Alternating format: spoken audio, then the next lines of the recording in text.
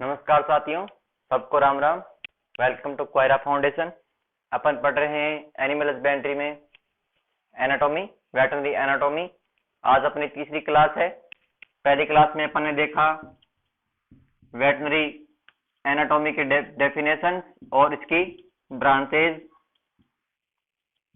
दूसरी क्लास में अपन ने देखा इंपॉर्टेंट टर्मिनोलॉजी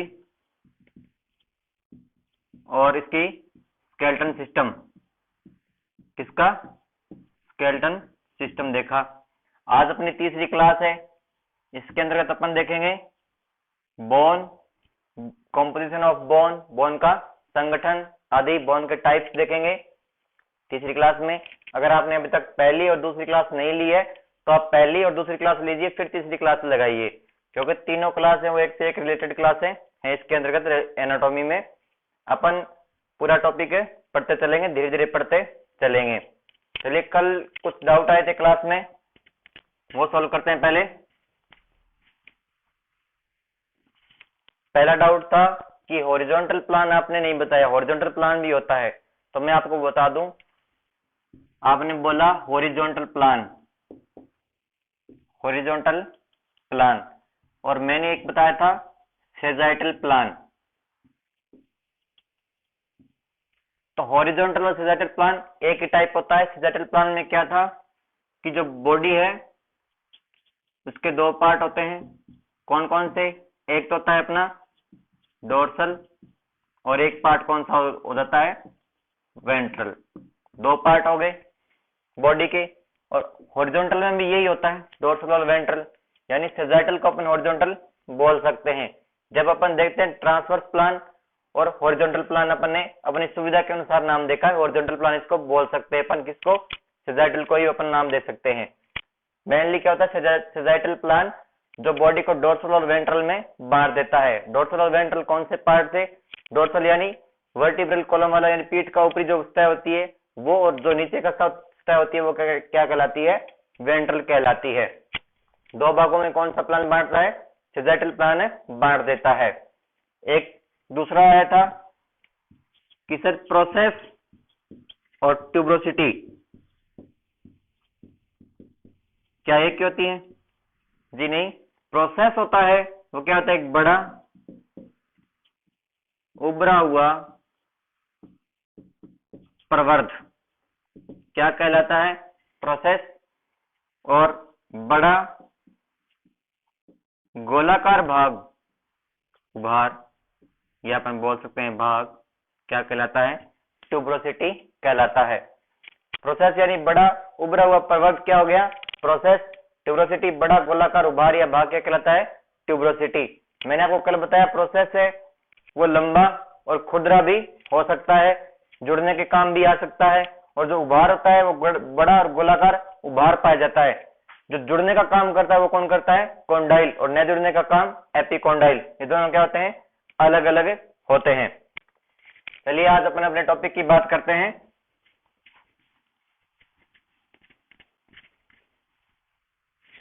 चलिए बोन शुरू करते हैं आज अपनी। बोन, अगला टॉपिक कौन सा है? बोन या अस्थि। बोन की डेफिनेशन क्या होती है? बोन जीवित संयोजी उत्तक। बोन क्या है? जीवित संयोजी उत्तक है। जीवित किस कारण से है? क्योंकि बोन के अंतर्गत रक्त वाहिनियां व लसिका वाहिनियां गुजरती हैं। ठीक है, बोन के अंतर्गत रक्त वाहिनियां व लसिका वाहिनियां गुजरती हैं। इसमें क्या होती है? वृद्धि भी होती है। और अगर ये क्षतिग्रस्त हो जाती है तो इसमें क्षतिग्रस्त होने पर क्या होती है? मरम्मत भी होती है। किसमें? बोन में। इस कारण क्या बोल सकते हैं? बोन क्या है? जीवित संयोजी उत्तक होती है। इसमें रक्त वाहिनियां व लसिका वाहिनियां पाई जाती है और वृद्धि भी होती है। क्षतिग्रस्त होने पर क्या होती है? इसमें मरम्मत भी होती है। ये इसका जीवित होने का प्रमाण है। अगर बोन होती क्षतिग्रस्त हो जाती है, उसमें मरम्मत भी होती है, वृद्धि भी होती है और रक्त वाहिनियां लसिका वाहिनियां गुजरती है। कल अपन ने देखा कि बोन के अंतर्गत फोरामेन पाया जाता है। फोरामेन क्या था? छिद्र, जिसमें से क्या गुजरती हैं? रक्त वाहिनियां व लसिका वाहिनियां गुजरती हैं, जो क्या करती हैं? भोजन प्रोवाइड करवाती हैं, O2 CO2 का परिवहन करती हैं, और जो बोन्स के जो उत्सर्जी पदार्थ होते हैं उनको वापस लाने का काम करती हैं। अतः बोन क्या हो गई? जीवित संयोजी ऊतक होती है। अब देखते हैं बोन्स के कार्य क्या होते हैं।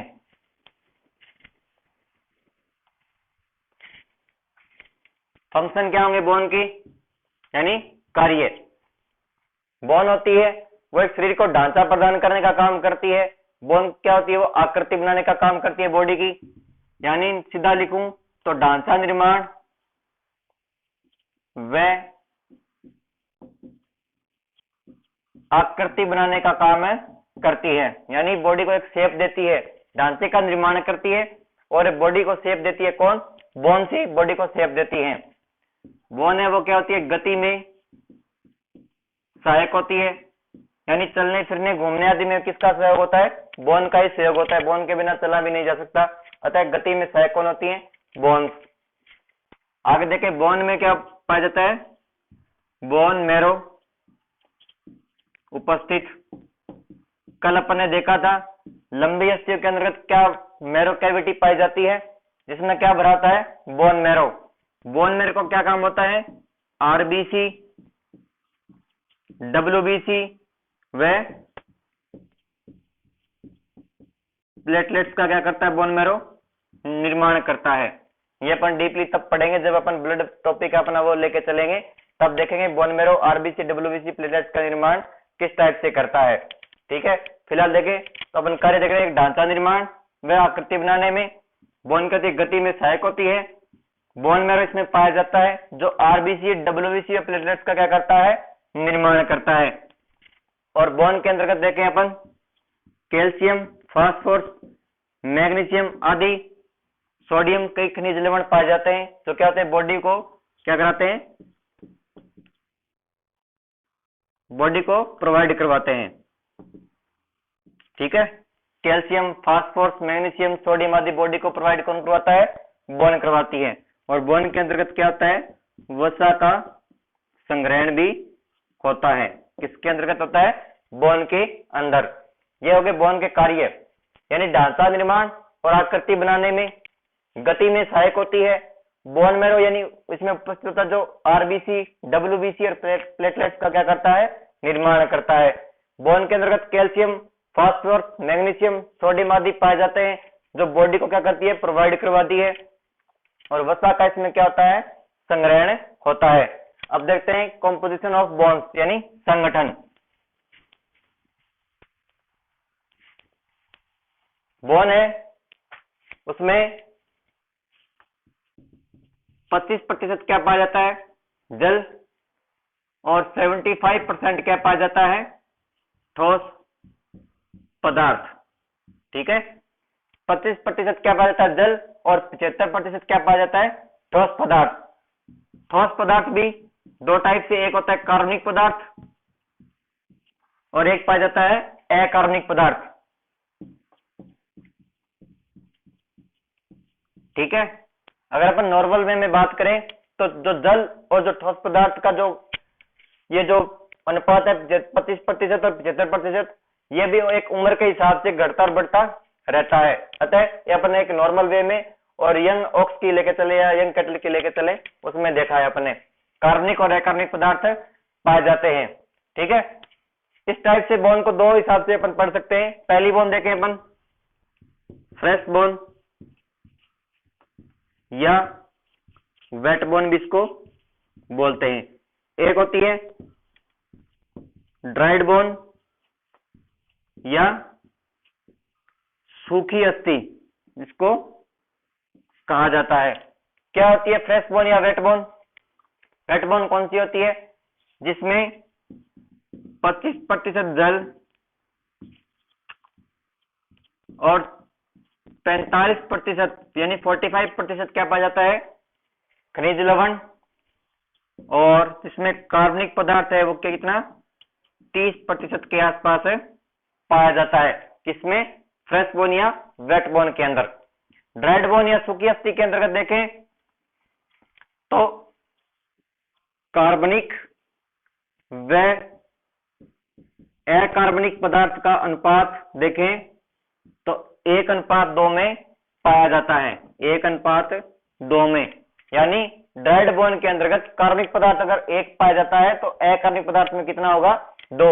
यानी अपन बात करें कार्बनिक पदार्थ के अंतर्गत यानी 25% अगर कार्बनिक पदार्थ होता है तो 50% क्या होगा, अकार्बनिक पदार्थ पाया जाएगा।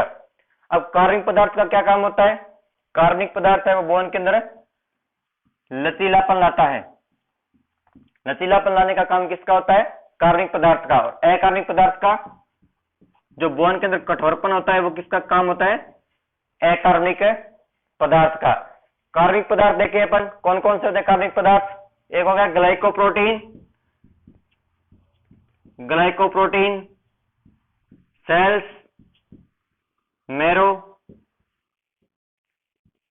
या जिसको अपन मज्जा बोलते हैं आदि क्या कहलाते हैं, कार्बनिक पदार्थ के अंतर्गत आते हैं, जो बोन को क्या करते हैं, लचीलापन या लचीली जो बनाते हैं। अतः फ्रेश बोन और वेट बोन होती है थोड़ी लचीली होती है, किस कारण से, कार्बनिक पदार्थ के कारण से। इसमें 25% क्या पाया जाता है, जल, और 45% क्या पाया जाता है, खनिज लवण। एक होती है ड्राइड बोन या सूखी अस्थि जिसमें कार्बनिक व अकार्बनिक पदार्थ का क्या अनुपात रहता है, 1:2 में। ये क्वेश्चन बन सकता है, इंपॉर्टेंट है, कार्बनिक व अकार्बनिक पदार्थ का अनुपात सूखी अस्थि में कितना होता है, तो 1:2 में पाया जाता है। ठीक है, अब अपन बात करते हैं अकार्बनिक पदार्थ की। अकार्बनिक पदार्थ कौन कौन से, इधर लिखता हूं मैं, अकार्बनिक पदार्थ, अकार्बनिक पदार्थ, अकार्बनिक पदार्थ कैल्शियम फॉस्फेट, एक होता है मैग्नीशियम फॉस्फेट, एक होता है सोडियम क्लोराइड, एक हो गया सोडियम कार्बोनेट।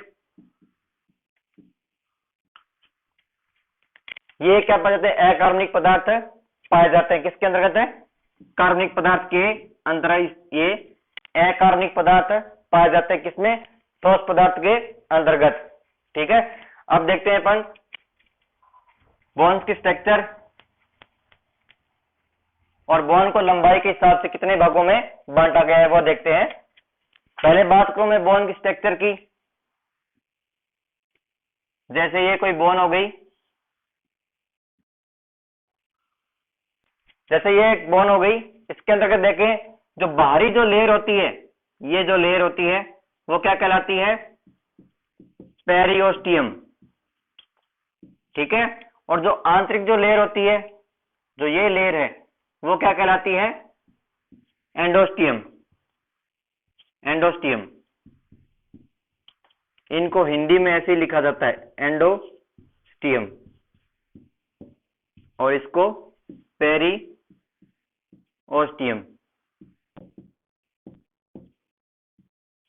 ठीक है, यानी जो बोन की जो बाहरी लेयर होती है वो क्या क्या क्या कहलाती है, पेरिओस्टियम, और जो आंतरिक जो लेयर होती है वो क्या कहलाती है, एंडोस्टियम कहलाती है।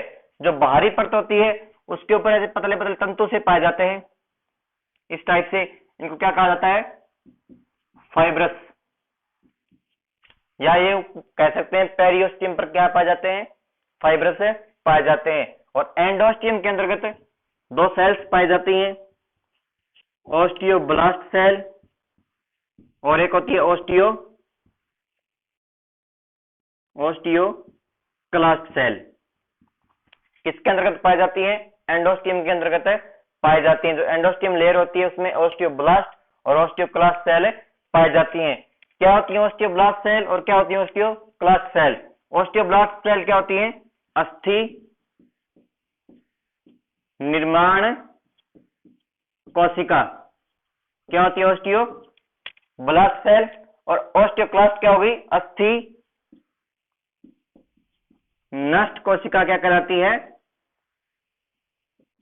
ओस्टियोक्लास्ट सेल कहलाती है। क्या होती है ओस्टियोब्लास्ट सेल, अस्थि निर्माण कोशिका, और क्या होती है ओस्टियोक्लास्ट सेल, अस्थि नष्ट कोशिका। या यूं देखें, इनको याद करने का तरीका, ब्लास्ट सेल और क्लास्ट सेल, यानी जब ब्लास्ट होगा तभी नई कोशिकाओं का निर्माण होगा, ब्लास्ट होगा नष्ट होगी तभी नई कोशिकाएं बनेंगी। यानी ओस्टियोब्लास्ट सेल कौन सी होगी? अस्थि निर्माण कोशिका। ओस्टियोक्लास्ट कौन सी होगी? अस्थि नष्ट कोशिका। किसके अंतर्गत पाई जाती है? एंडोस्टियम लेयर, जो आंतरिक परत होती है अस्थि की, इसको बोल सकते हैं अपन आंतरिक परत, आंतरिक परत। और ये कौन सी हो गई? बाहरी परत। बाह्य परत का क्या होती है? पेरियोस्टियम। और आंतरिक परत क्या हो गई? एंडोस्टियम है कहलाती है, जिसके अंतर्गत ओस्टियोब्लास्ट सेल और ओस्टियोक्लास्ट सेल पाई जाती है। अब बात करते हैं इसको लंबाई के हिसाब से कितने भागों में बांटा गया है बोन को। बोन को लंबाई के हिसाब से 3 भागों में बांटा गया है। 3 भागों में। किसके हिसाब से? लंबाई के हिसाब से, लंबाई के आधार पर। इधर मैं बोन बनाता हूं।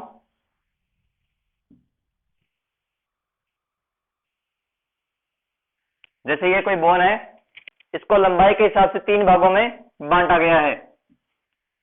ठीक है, पहला भाग कौन सा होगा? जो ये जो भाग होता है वो क्या कहलाता है? एपिफाइसिस।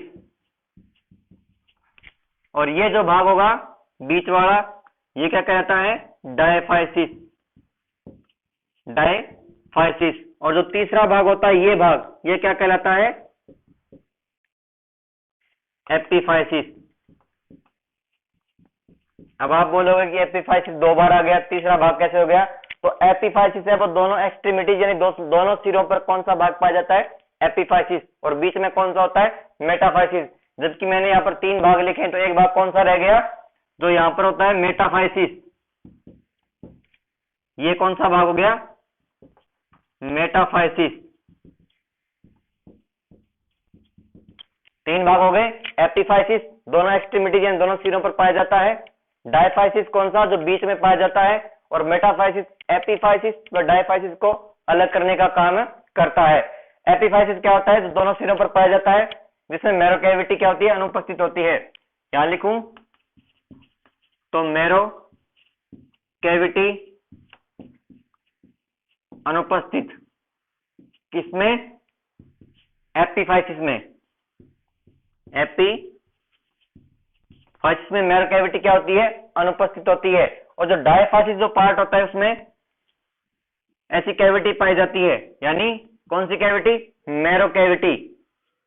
मैरो कैविटी क्या होती है? उपस्थित होती है। किसमें? डायफाइसिस में। जिसके अंतर्गत क्या पाया जाता है? Yellow bone marrow. ये अपन बोन मैरो जब पढ़ेंगे तब बताऊंगा। 2 प्रकार के बोन मैरो होते हैं, एक होता है रेड बोन मैरो, एक होता है yellow bone marrow. Yellow bone marrow किसमें पाया जाता है? डायफाइसिस भाग में पाया जाता है। यानी मैरो कैविटी किसमें पाई जाती है? डायफाइसिस में। और मेटाफाइसिस का क्या काम होता है? एपिफाइसिस और डायफाइसिस दोनों को क्या करता है? अलग करने का काम करता है। कौन करता है? मेटाफाइसिस का यही काम होता है। अब क्वेश्चन बन सकता है मैरो कैविटी किसमें पाई जाती है? तो डायफाइसिस में। अनुपस्थित किसमें होती है? तो एपिफाइसिस में मैरो कैविटी क्या होती है? अनुपस्थित होती है। दोनों सिरों पर कौन सा पाया जाता है? एपिफाइसिस पाया जाता है। बीच का भाग कौन सा हो गया? एपिफाइसिस कहलाता है। ये हो गए 3 पार्ट। लंबाई के आधार पर अपन ने देखा 3 भागों में। अगली वीडियो में अपन देखेंगे बोन के जो टाइप्स होते हैं, लंबी बोन, चपटी बोन वगैरह, वो अगली क्लास में देखेंगे। वीडियो को पूरा देखने के लिए धन्यवाद और अपने दोस्तों को वीडियो को जरूर शेयर करें। राम राम।